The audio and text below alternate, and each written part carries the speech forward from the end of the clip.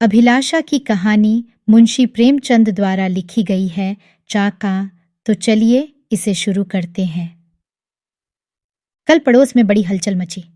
एक पान वाला अपनी स्त्री को मार रहा था। वह बेचारी बैठी रो रही थी, पर उस निर्दयी को उस पर लेशमात्र भी दया न आती थी। आखिर स्त्री को भी क्रोध आ गया।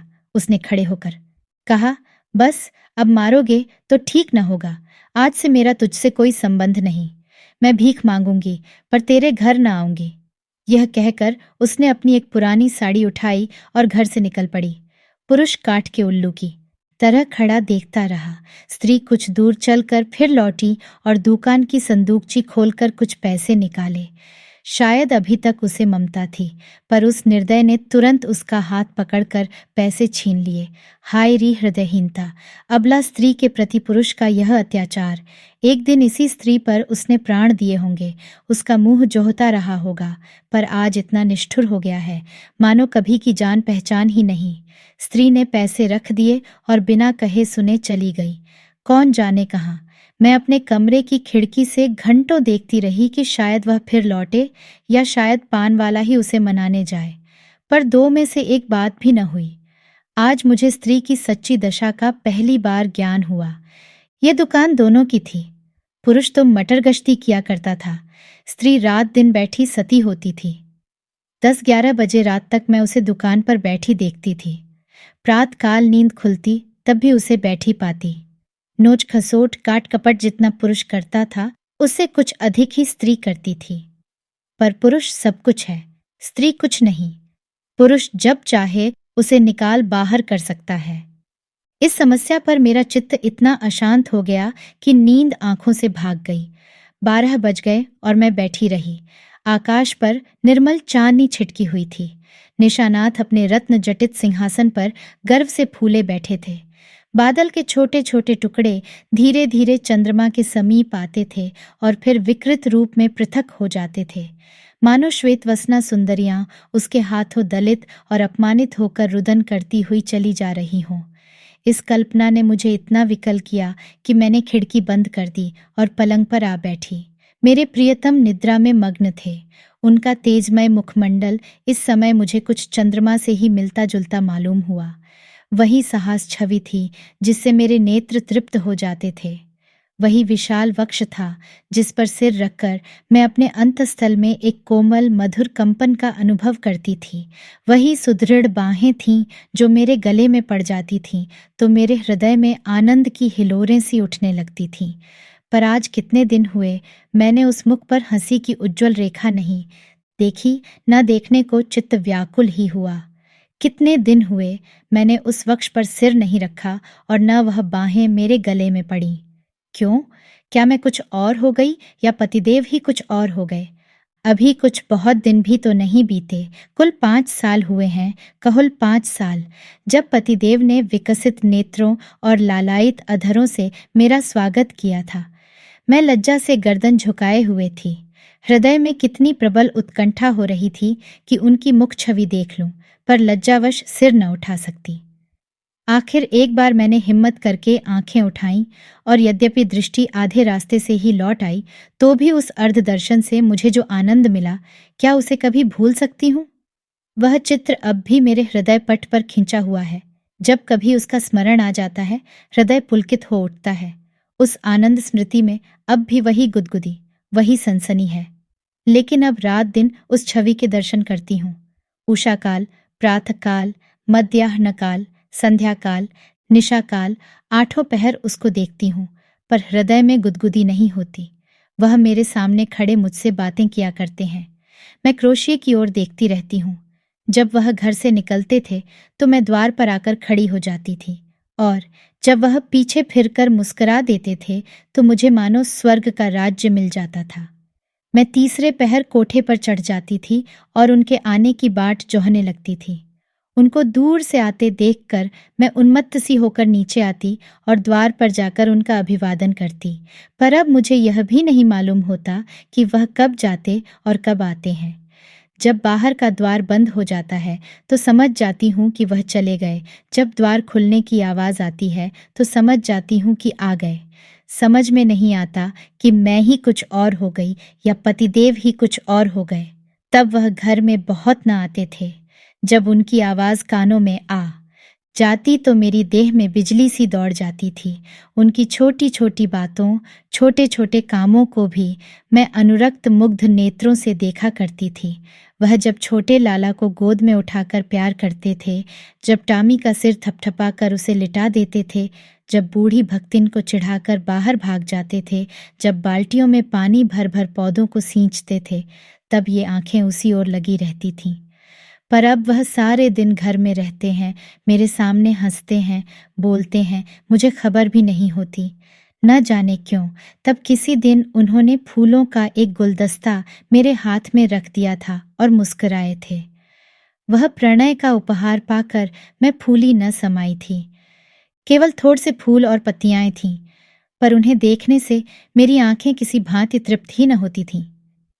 कुछ देर हाथ में लिए रही, फिर अपनी मेज पर फूलदान में रख दिया।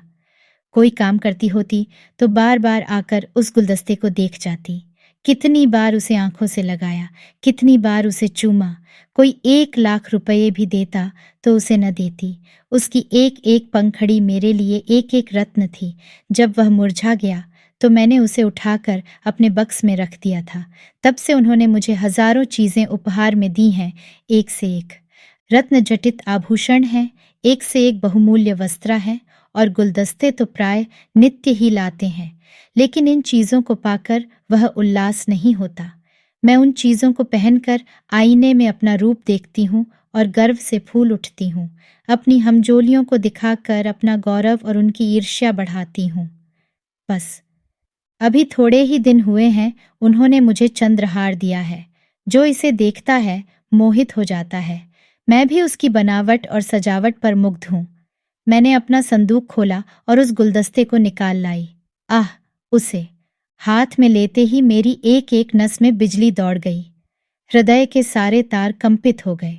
वह सूखी हुई पंखड़ियां जो अब पीले रंग की हो गई थीं, बोलती हुई मालूम होती थीं।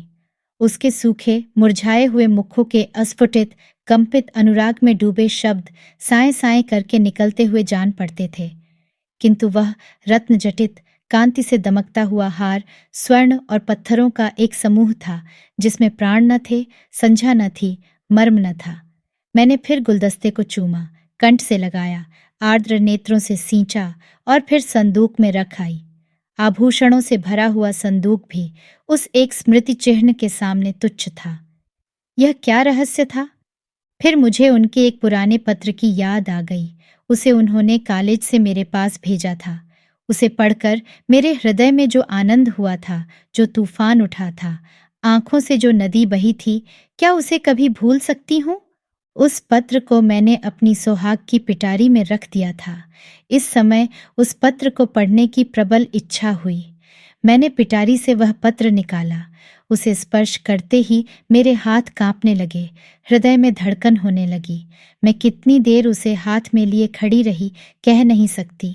मुझे ऐसा मालूम हुआ कि मैं फिर वही हो गई हूँ जो पत्र पाते समय थी।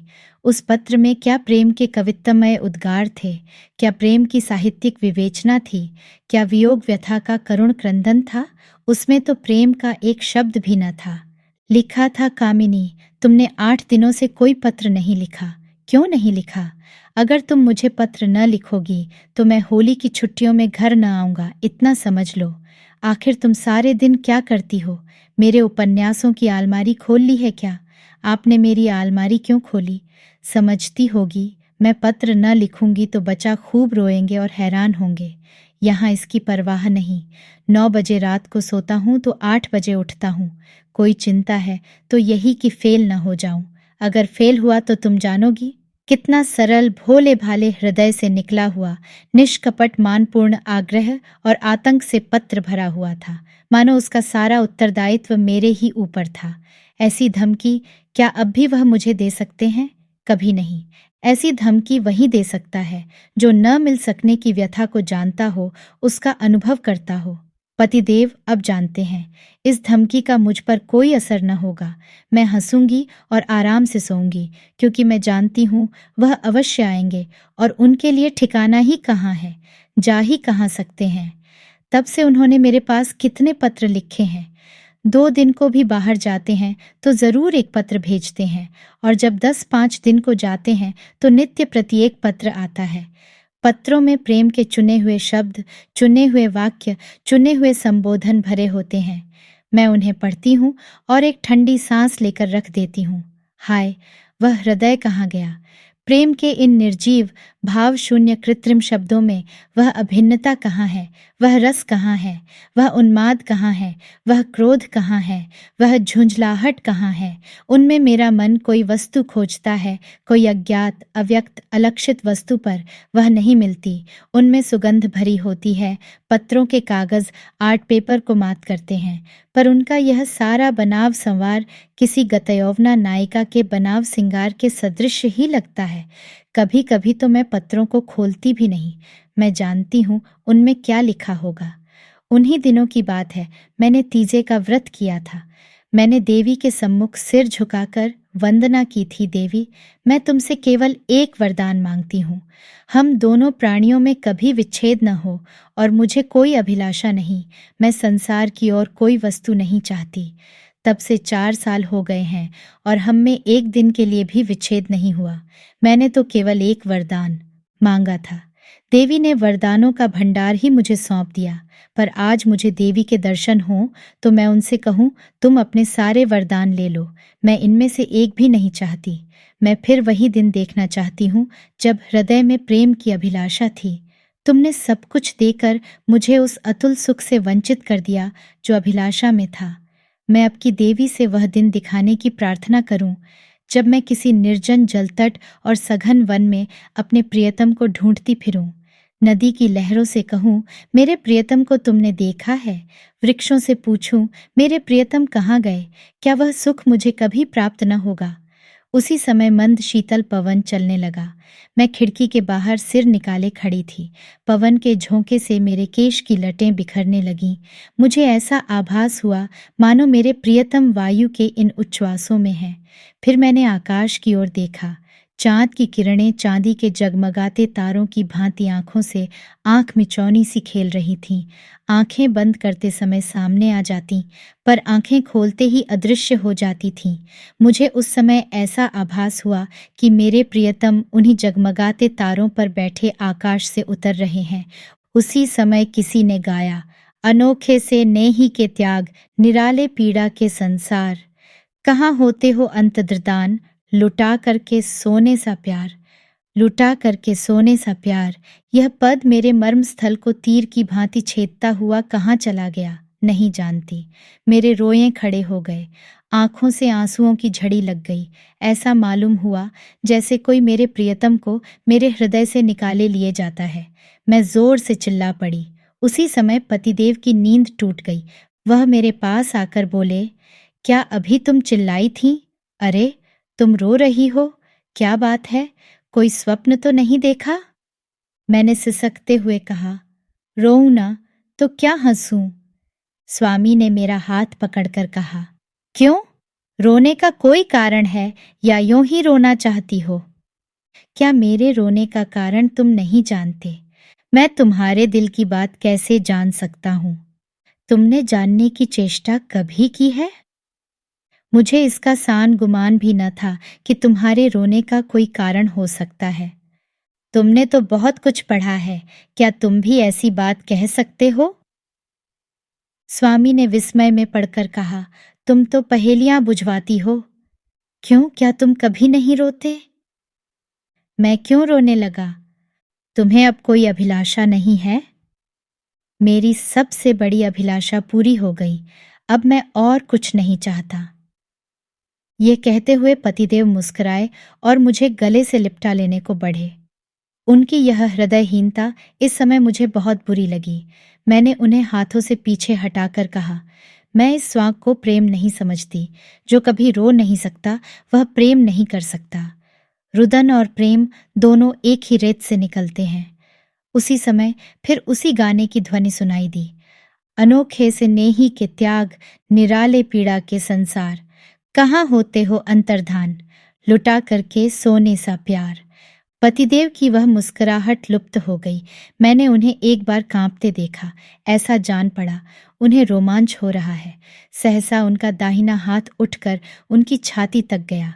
उन्होंने लंबी सांस ली और उनकी आंखों से आंसू की बूंदें निकलकर गालों पर आ गईं। तुरंत मैंने रोते हुए उनकी छाती पर सिर रख दिया और उस परम सुख का अनुभव किया जिसके लिए कितने दिनों से मेरा हृदय तड़प रहा था। आज फिर मुझे पतिदेव का हृदय धड़कता हुआ सुनाई दिया। आज उनके स्पर्श में फिर स्फूर्ति का ज्ञान हुआ। अभी तक उस पद के शब्द मेरे हृदय में गूंज रहे थे।